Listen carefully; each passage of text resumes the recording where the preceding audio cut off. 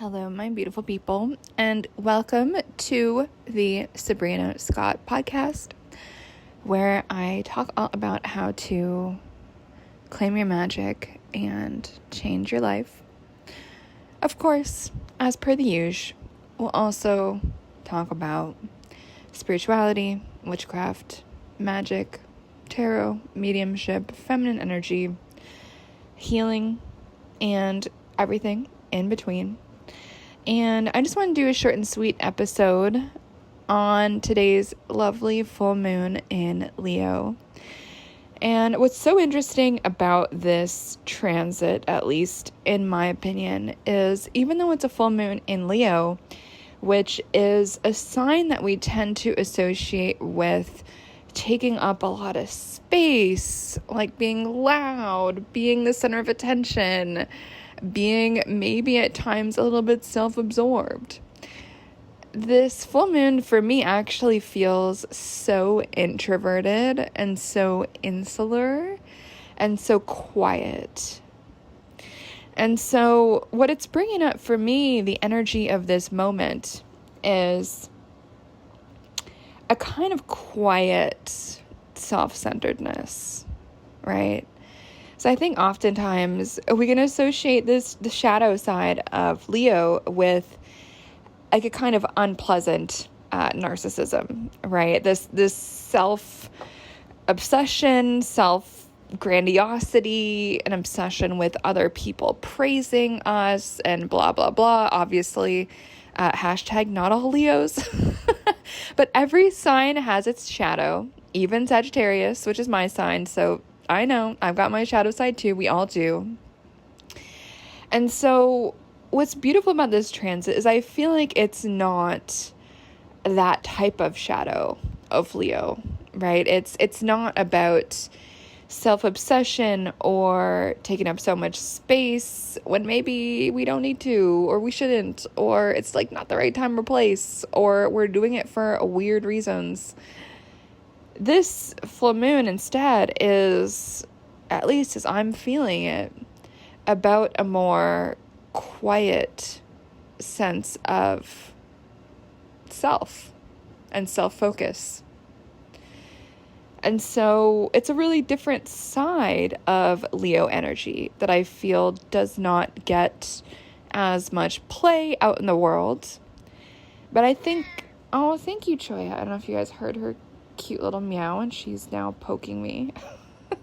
Hilariously, I have two Leo cats who are always fighting each other to be number one in the household, one of which is sitting on my lap at the moment. But there is this other side of Leo, right, where it is about this deep dive into the self.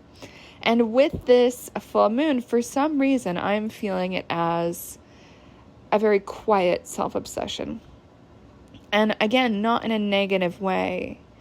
It's a self-obsession that reminds me a little bit of some kind of hermit energy.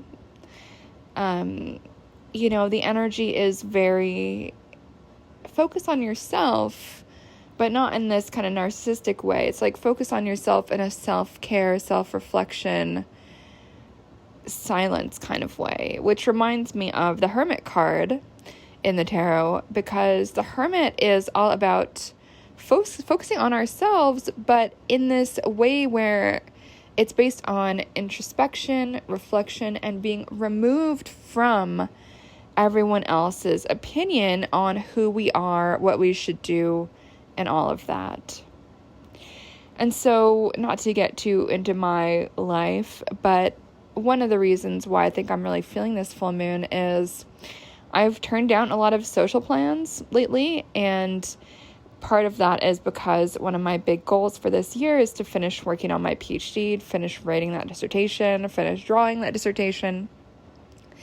And I think in order to get that actually accomplished, I am going to have to say no to probably 95% of social plans that I otherwise would have said yes to. And I know it is obviously a temporary thing. It's like not a forever thing. And you know what? I actually am kind of loving this solitude, and I'm kind of loving this self-focus and kind of a self-imposed, but also very necessary self-obsession with finishing the PhD project, with writing the dissertation, with drawing the dissertations. If you guys don't know, a big chunk of the dissertation is a graphic novel, right? So I've got to paint that thing.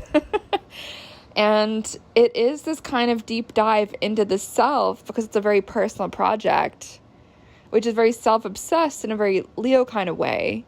But there's also that hermit vibe that I'm feeling with it, where it's like, I really have to do this self-focus in order to birth this project and to really make it be the best it can be. I have to not be distracted by other people or socializing or any of that. Like, I just can't right now.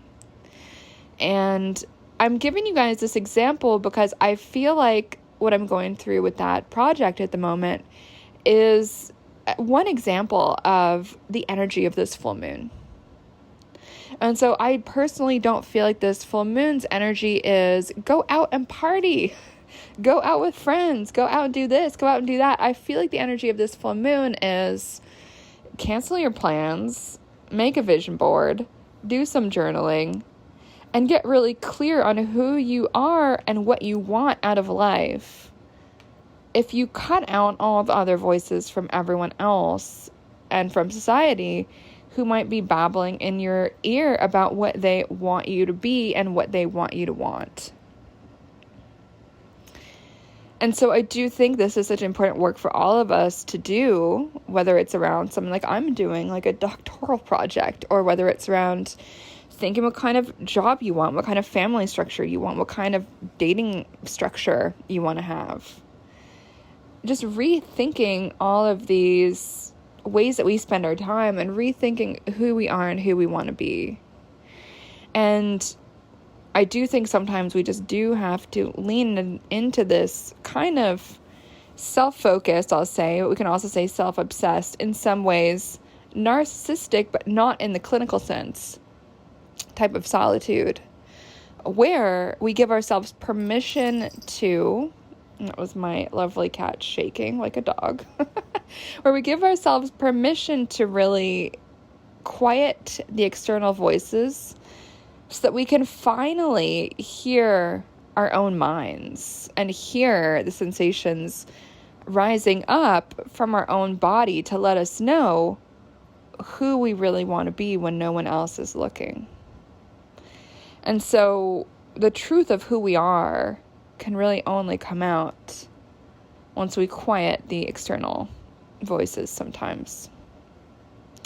I think there is a time and place for that external feedback, but I don't think that time is always 24/7, right? I do think we need to quiet all of those feelings of obligation from others. And if you're a parent, obviously you have obligation to your kids. I think that's wonderful. At the same time, I do think some of the best ways that parents can lead by example is to really model to their children what self-love and authenticity looks like. Obviously not in such a way that the children are neglected, but in such a way that the kid is like, well, damn, parent is being true to themselves, taking care of me, and wow, I get to be, that's what authenticity looks like, and I get to be that when I'm older as well. I don't have to bend and collapse under the weight of what everyone else wants me to be. And I think this is especially true for many women who are dealing with just so many expectations from every different direction. So for this full moon, I'd like to invite you to just spend some time alone by yourself. I think what I'm going to end up doing is probably some vision board stuff and just really reflecting on that sense of self. Because I think who I wanted to be 10 years ago is probably a bit different from who I want to be 10 years from now. And I think it's totally reasonable and healthy to revisit these desires and these hopes and these dreams and these visions, and just to do that excavation into who we really are. And what our hopes and dreams are. And if you are feeling any sense of longing or jealousy, just see that as important and valuable data that your body is giving you, that physical sensation of jealousy or whatever it happens to be. Jealousy can be helpful because it reveals what we desire or what we wish we had. That's how I always look at jealousy in my own life. I'm very rarely jealous, but whenever I am, it's like, oh, I want that. That's why I feel this way. How can I get there? What steps can I take? What habits can I develop to achieve that same thing or to feel that same way? So I'm going to stick with my word. It's going to be a short and sweet episode, so that's it for today. I do want to let you guys know that I am launching my winter learning series, is what I'm calling it. So it's a bunch of masterclasses, which also are going to be kind of part workshop around tarot, love, romance, and protection. Some of the content is going to be tarot related. Some of it's going to be love related. Some of it's going to be magic related. Some of it's going to be protection related. So I'll do another episode about all this, but for now, just check out sabrinamscott.com/WLS. And you can creep it and look. And of course, as always, there's a deal if you grab the bundle of the workshops. Okay, friends, that's it for now. Again, happy full moon. Much love.